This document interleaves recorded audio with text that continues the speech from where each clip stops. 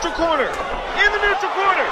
2, 3, 4. Welcome in the neutral corner with RJ Summerlin. I'm going to do a little short podcast today just because I released a bonus episode going over the gamebred bare-knuckle MMA event that happened Friday night for Jorge Masvidal in Fort Lauderdale. And that event was really good. The overall event was pretty interesting. I do find it kind of funny that the gamebred boxing that happened April 1st was actually more of a more bloody event than the bare-knuckle MMA was. The first few fights were pretty grapple heavy, but you're seeing the evolution of the bare-knuckle MMA sport already. A lot less action, but the action that does happen is pretty violent, so very interesting game. It's almost like watching a knife fight. But that event, if you're interested, go back, watch my bonus episode. It's a watch along with me and my fiance Taylor, watching along, cheering on Pensacola's own Dylan Kleckler, who fought in the main event and gave a valiant effort against MMA legend Roy Nelson. Dylan was outlanding Roy and was landing really good solid shots, but Roy lived up to his legend of having a granite chin and a nuclear right hand, and he set Dylan up with looping left hooks, swaying Dylan eventually right into that right hand. Hey, happens to the best of us, to be honest. We can't win them all. That's what makes those guys like Khabib and John Jones and Floyd Mayweather outliers. Life and fighting and things like that is all about the ups and the downs and learning, and that only makes Dylan 11-2 in pro MMA, which is still a very good record. He still, even being 41 or 42 years old, he still has a few more fights left in him. And as far as Roy Nelson, he probably has a couple left in him too. The bare-knuckle MMA thing is one of those things that it doesn't take much. You know what I mean? So that was a good event. Gamebred Productions, Gamebred Promotions is really doing the thing. With their boxing, the Icon, and the bare-knuckle MMA. Kind of gives you everything you want, and Dean Toole said it best in the post-fight press conference that, everybody was talking about Ryan Garcia and Tank Davis, but who was the co-main event? Tell me the name. But you can't, because boxing is not centered that way. But gamebred boxing, you know who was the main event was Roy Jones Jr. and Anthony Pettis, but the co-main event was Jose Aldo and Jeremy Stevens. And the other headliner, one of the other showcase events, was Jacare Souza versus Vitor Belfort. So like big names all throughout the card, and I think that Gamebred Promotions is really doing something good in the fight community right now, and I'm excited. And they're paying their fighters great money. I mean, they really are. So moving on, Canelo fought. He fought, was it John Ryder? And, Canelo looks like Canelo, to be honest. He just went in there and it looked like a tune-up fight. Knocked him down in the 4th, or maybe it was the 5th, I think. And, just Canelo beat him up. Looked like King Canelo. And he says that he wants to move up now and, or move up again and fight Bivol, and that if he doesn't fight Bivol at 175, then he feels it tarnishes his legacy. That he doesn't think that making Bivol come down to 68 is a smart idea for his legacy. And I like that. Canelo's always been a fighter with a lot of balls, and he showcases that every time. And it's awesome. It's awesome to see. It's awesome to be able to watch history in the making, and watching these fighters coming up that are actually willing to fight the big names and willing to do and take the risks, because boxing for a long time has gone to where you have fighters that are cherry picking and making sure everything is perfect before they go and fight. And you got guys like Canelo and guys like Tank and guys like Ryan Garcia and guys like Devin Haney and guys like Vasily Lomachenko who are going and fighting some of the best of the best of the best, and making sure, with Deontay Wilder, making sure that, hey, I'm just fighting who's the best. I don't care about padding my record. I'm only using Deontay in there just because heavyweights, it's not, I can't really accuse a heavyweight of padding the record because it's not really a strong division anyways. So moving on to that, I didn't get to watch any of one championship just because I had a lot was going on. I was trying to watch the Canelo fight. I was trying to watch the UFC fights. I was also trying to do some family stuff. So, but I know that DJ won the trilogy. I believe the way it went was he got knocked out, then he knocked the guy out, and then now he won a decision. Then he knocked the guy out with the same way he got knocked out. It's pretty cool. DJ, one of the greatest fighters ever. One of the greatest fighters of all time, and it's just hard because he's only 125 pounds, so you can't really think that he's going to be beating someone like Francis Ngannou. So the pound for pound thing is just kind of, it's kind of like an oxymoron at that point. But, pound for pound, he is probably the best pure fighter, pure martial artists. If he was the size of Francis Ngannou, he would be the best fighter ever in the history of ever. There'd be nobody that could touch him. Demetrious Johnson is just that guy. He's just in the 5'3", 120-pound frame. So yeah, moving on into the UFC event and UFC 288. Let's see. There was a pretty good card from start to finish, to be honest. I probably should pull the fight card up and really go through it to be proper, but I like winging things. I like just doing it off the top of my head. Eventually, once I get a bigger following and I'm able to do this a little better and cleaner, then I can have like a fight by fight analysis. But right now it's 11 o'clock on a Sunday, and it's the only time I have to dedicate a little bit of time to recording and editing. Being a family man, I love it more than anything, but it takes up a lot of your time, rightfully so. So yeah, I'm trying to think of some good fights that were on the card. Well, first we'll just start off with Gracie looking like just terrible. He got the brakes beat off of him, and yeah, he looked awful. He had no striking, no setups for his takedowns, pulling guard over and over again with no other way to get the fight to the ground. And then when he did get the fight to the ground, he really didn't do anything, like, at all. And so, it's just one of those things. It's like, man, maybe it's not your thing, because there are levels to this game. So you can get these regional guys and these local guys that don't, they don't have any type of basic jiu-jitsu defense. But yeah, you're seeing submissions a lot less, especially at the higher level.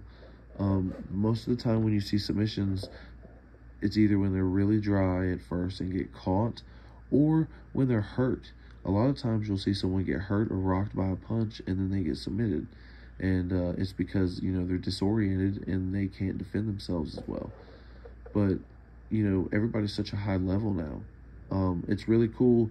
Here lately, I've been going back and watching fights from like 2003 to 2008, that kind of range, maybe even 2009. And in that time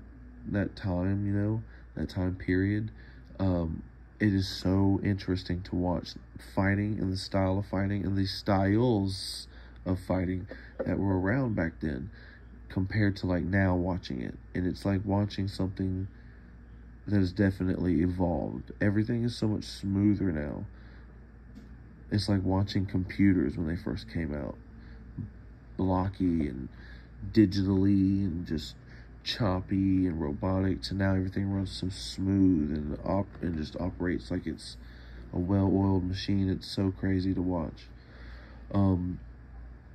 Jessica Andrade, she got knocked out. I've been asked a couple times by a few people if I think that was an early stoppage.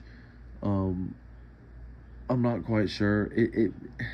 To be honest with you, she ran into a hard right hand. I mean, ran right into it. She was out. Her head bounced off the mat. She was out. And she ate 2 pretty good shots. Really, what did you think what else was going to happen? I mean, you really think she was going to fight out of it? She was flatlined pretty good. And one thing that I do feel like at some point we got to kind of like remember that we're all human. Like, I'm a fighter myself, and I'm as bloodthirsty as the next guy. But at some point, you got to remember, these are human beings in there. And so, like, you just watched her starched fall to the ground and eat 2 punches unresponsive. How much more you want? I mean, just, yeah, let her fight another day. The flyweight division in the women's bantamweight, I think it was the women's bantamweight. Regardless, it might have been women's flyweight. Either which way, that division's shallow. All the women's divisions are shallow. I'm sorry. It's just the truth. It's not a knock. It's just facts. And she will be able to get a title shot in 2 or 3 wins, regardless of this knockout loss. So, let's see. The co-main event, I didn't get to watch it a whole lot because I was having some stuff I was needing to do, and I was kind of in and out. But really, Gilbert looked flat. Gilbert looked like he wasn't there, and you can't blame him. He fought less than 5 weeks ago, and so everybody thinks that that's to an advantage, but not really. Because if you think about it, especially if you don't know that you're going to be fighting, you're not going right back into training camp the next day. You've already peaked on your fight week. You've already cut weight. You destroyed your body that way. You don't work out the same on fight week, so you already basically took a week off. You fight that night. You put in 3 hard rounds against Masvidal. You've got things that hurt. I mean, after every fight, something hurts. I've been in fights that have lasted 13 seconds. And the next day, I've been so sore just from the adrenaline and just how much my muscles have tensed and things like that. So, one time I fought back to back. 1 week from 6 days away from each other, and I finished the guy in the first round, and then the next week I decisioned a guy because I was flat. And that's just how it happens sometimes. Then on top of that, you add in hurting his shoulder in the first round, and really, he didn't look great before that, but then after that, he's only throwing right hands. He can't even set him up with a jab. I picked Gilbert to win just because I'm a Gilbert fan, and I want to see him win, and I want to see him fight Leon. But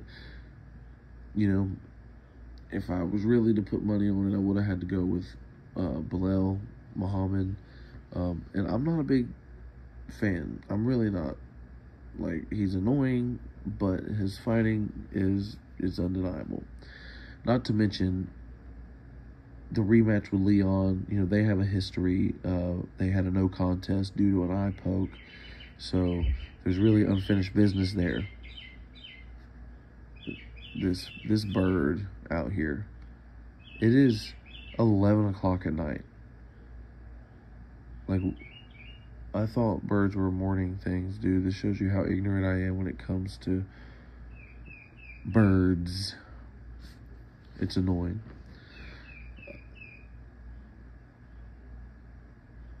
So, anyway, main event comes. Henry Cejudo fights Aljamain Sterling. Aljamain looked fantastic. What can I say? He looked fantastic. Dude looked jacked, first of all. His shoulders looked like pineapples, bro. He was yoked, and he was ready. Cejudo seemed like he had a really hard time getting in the range and finding his distance and finding where to enter and exit. I mean, he was having a really hard time, and Aljo was using some really good lateral movement, which makes it even harder for someone to pinpoint where you are. It also makes it harder for Cejudo to get a shot. So even if he was feeling bad and feeling, inadequate up in the stand-up, he couldn't get a shot because Aljo was moving laterally so well. Also, the clinch work by Aljo is just insane, dude. Taking the back of an Olympic wrestler, taking down an Olympic gold medalist. Now, I get it. It's MMA fighting. It's not freestyle Olympic wrestling, but I mean, I grapple with wrestlers. I've grappled with jiu-jitsu guys. I grapple with fighters. Man, I'm gonna tell you, it doesn't matter if they're a wrestler. They're fucking hard to take down and not take down and like control. So Aljo is he's on up there, and I think Aljo manhandles O'Malley unless O'Malley starches him with a lucky shot, because that's all it'll be. He manhandles and he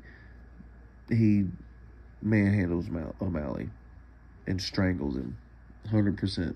Rear naked choke. That's my prediction for that one. As far as Henry, I feel really bad for him. I was hoping he would win, although he wants to fight Volk, and it's like, Volk would fuck you up. You're just too small. But in Henry, you can make an argument with Henry winning the first round, because I felt like he won. He got the takedown. He did a little bit of damage. He ended the round with Aljo on his back, but like sometimes I feel like there should be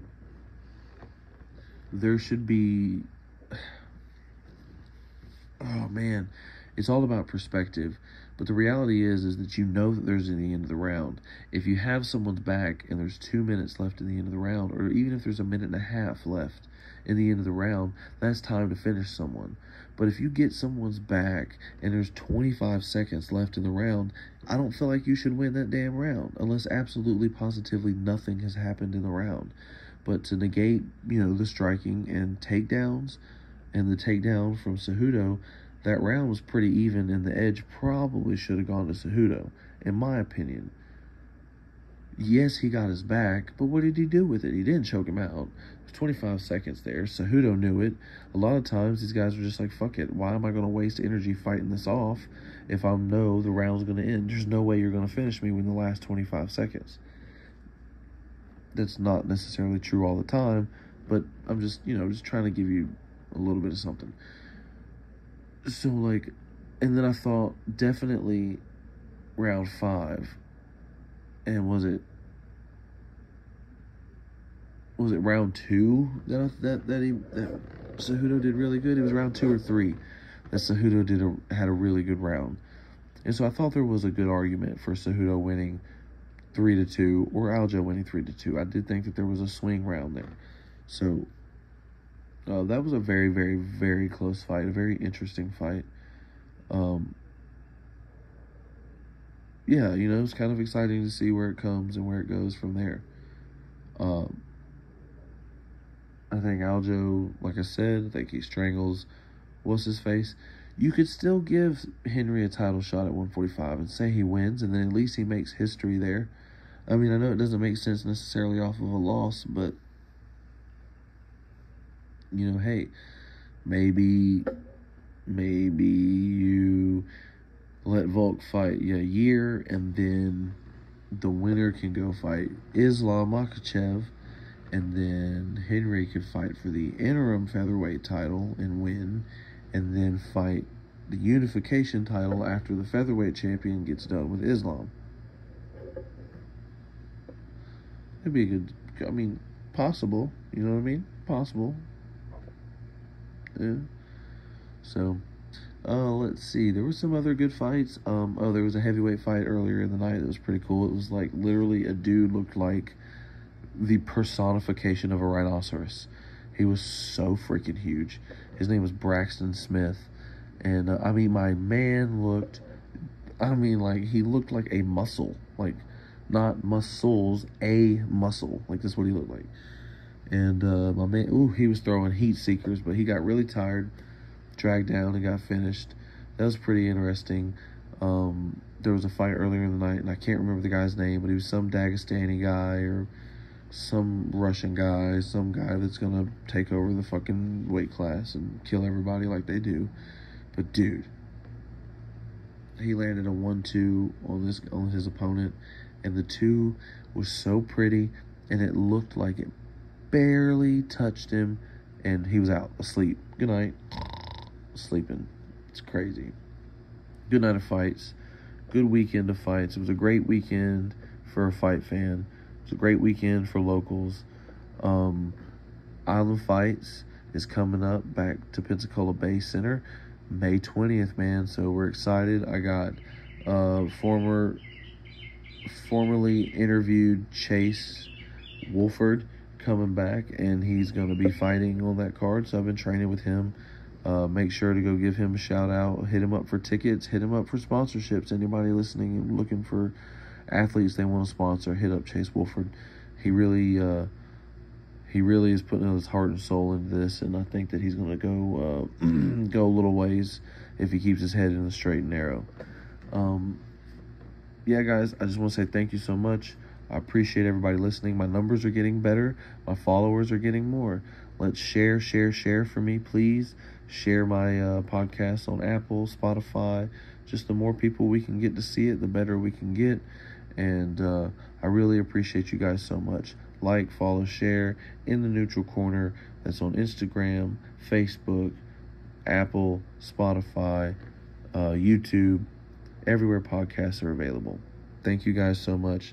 This is In the Neutral Corner with RJ Summerlin. Godspeed.